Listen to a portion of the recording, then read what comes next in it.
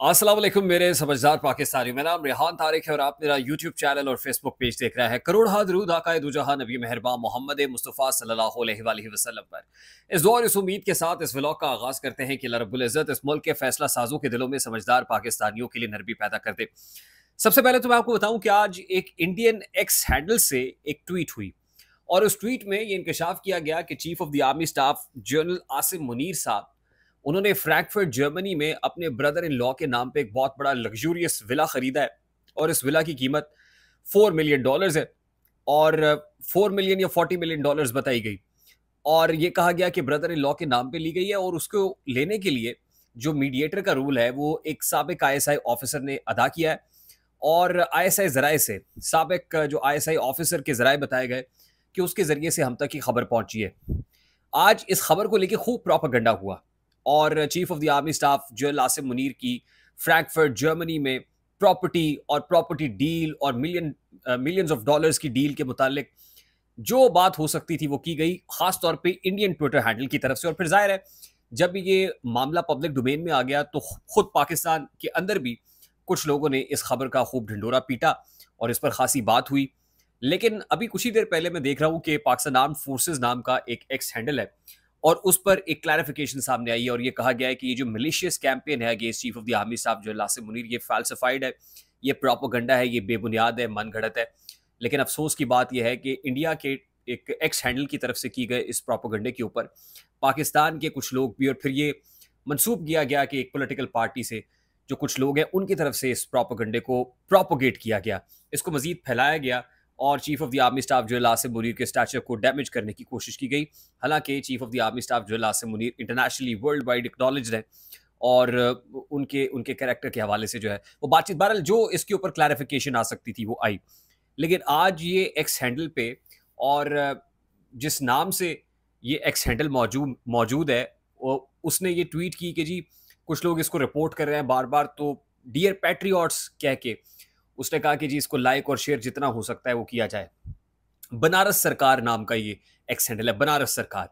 और लगता है ये बज़ाहिर इसकी बुनत से और इसके काम से ये कोई रॉ ऑपरेटेड होगा, यानी इंडियन इंटेलिजेंस एजेंसी इसके पीछे होगी और उसने इस तरह का एक प्रोपोगंडा किया। और जाहिर है वो फिफ्थ जनरेशन वॉरफेयर, मुझे याद आ गया ना जनरल आसिफ गफूर का ज़माना था और फिफ्थ जनरेशन वॉरफेयर का खासा जिक्र होता था, हाइब्रिड वॉर का खासा जिक्र होता था। देखिए जहाँ जो मर्जी आप क्रिटिसिज्म करें, जैसे मर्जी करें, लेकिन हम भी अपने इस यूट्यूब चैनल के ज़रिए से जो तनकीद बनती है, जहाँ बनती है, जहाँ खांचे लगते हैं, वो मिलिट्री डोमेन के अंदर हो, इस्टेब्लिशमेंट के अंदर हो, हुकूमती डोमेन के अंदर हो, जहाँ होते हैं हम डंके की चोट पे ला के आपको दिखाने की कोशिश करते हैं। लेकिन जो फेक न्यूज़ है या जो मन घड़त है जिसके ज़रिए से हमारी सिक्योरिटी और सैंक्टिटी का नुकसान पहुँच रहा है, यकीनन उसको हम कंडेम भी करते हैं। तो अगर इस पे क्लैरिफिकेशन आ गई है, इस पे वजाहत आ गई है और इसकी तरदीद हुई है, तो मेरा ख्याल है कि इसको मज़ीद प्रोपोगेट करना या ढंडोरा पीटना जो है वो महज झूठ बोलना होगा, बहतान लगाना होगा। तो मेरा ख्याल है कि इससे ज़्यादा इस पे मैं मज़ीद बात नहीं करूँगा। नेक्स्ट जो इम्पोर्टेंट बात है वो एक खबर चलाई गई और ये खबर एक सहाफ़ी से मंसूब की जा रही है, सीनियर सहाफ़ी हैं, नजम सेठी साहब से मंसूब करके खबर जो मेरे ज़राए तक पहुँची है कि नजम सेठी साहब के सोर्सेज से खबर चलाई जा रही है कि जो ऑपरेशन अज़्म इस्तेहकाम है उसकी मुखालिफत 2 जर्नैलों ने की है। एक 4 स्टार जनरल है और दूसरा 3 स्टार जनरल है। 4 स्टार जनरल का मतलब ज़ाहिर है वो फुल जनरल है 4 स्टार, और 3 स्टार का मतलब कोई लेफ्टिनेंट जनरल है। 4 स्टार जनरल की जब बात हुई तो कहा गया जी कि ये chairman joint chiefs of staff committee general Sahir Shamshad Mirza हैं और 3 star general general Asif Ghafoor हैं। फिर एक खबर मैंने देखी कि जनरल आसिफ गफूर और chairman joint chiefs of staff committee general Sahir Shamshad Mirza कल इस्लामाबाद पहुंच रहे हैं और इस्लामाबाद जब पहुंचेंगे तो एक बड़ी तब्दीली रूनुमा होगी और बड़ा जो है कोहराम मचने वाला है। इस तरह की खबर मेरे सामने आई। अच्छा, द वेरी मोमेंट जब ये खबर मुझ तक पहुंच रही थी मैंने कहा ये क्या मामला है और जनरल साहिर शमशाद मिर्ज़ा क्या करने जा रहे हैं, ये जनरल आसिफ गफूर क्या करेंगे, और फिर दो, एक 4 स्टार और एक 3 स्टार जनरल के बारे में बात हो रही है। फिर मैंने ज़रा इसको चेक किया। जब मैंने चेक किया तो मेरी नज़र से ISPR की, पाक फौज के शोबा ताल्लुकात आमा की एक प्रेस रिलीज गुजरी और उस प्रेस रिलीज के अंदर लिखा हुआ था कि जनरल साहिर शमशाद मिर्ज़ा तो रूस में, यानी उनकी लोकेशन रशिया है, वो तो पाकिस्तान में है ही नहीं।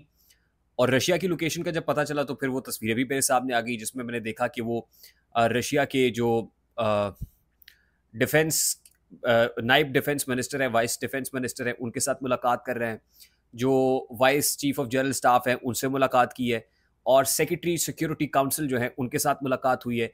पाकिस्तान और रशिया की बायलैटरल रिलेशंस में बात हुई है, इलाकाई सिक्योरिटी सूरत हाल पर बातचीत की गई, और दोनों की जो बायलैटरल एंगेजमेंट है उस पर बात हुई है। तहम ये दौरा इसलिए मेरे लिए तो इसलिए इंपॉर्टेंट था, मैं देखना चाहता था कि जाहिर है वजीर आजम पाकिस्तान जनाब इमरान खान साहब उस वक्त रशिया गए थे, तो अमरीका को अच्छा नहीं लगा था। आप chairman joint chiefs of staff committee रूस गए हुए हैं, तो क्या अमरीका के इस पे क्या होगा। और फिर जाहिर है दोनों के आपस में जो मिलिट्री टाइज हैं रशिया और पाकिस्तान के, उसको बढ़ाने की और उसको फ्लरिश करने की बात हो रही है। और ऑलरेडी अमरीका जो इस तरह के इल्ज़ामात भी लगाता है कि, और कुछ ऐसी बातें भी होती हैं कि कुछ असला वसला यहाँ से सप्लाई और वहाँ से, और मतलब आई मीन इस तरह की बहुत सारे जो है ना प्रोपेगेंडा और मामलात जो हैं वो हैं, और इसी बीच में ये दौरा हो जाना ये बड़ी अहमियत का हामिल है। अच्छा, दरी असना जो है, अब ये खबर आई जी कि कुछ कोहराम मचेगा और कुछ होगा और मामलात होंगे, तो मैंने देखा कि कम से कम कल तक में तो ये 4 स्टार जनरल और 3 स्टार जनरल इस्लामाबाद नहीं पहुंच रहे, पाकिस्तान में है ही नहीं। कल का दिन मेरे लिए इस लिहाज से इंपॉर्टेंट है, 24 घंटे इसलिए इंपॉर्टेंट है कि कल सुन्नी इत्तेहाद काउंसिल की मखसूस नशिस्तों का फैसला आने जा रहा है।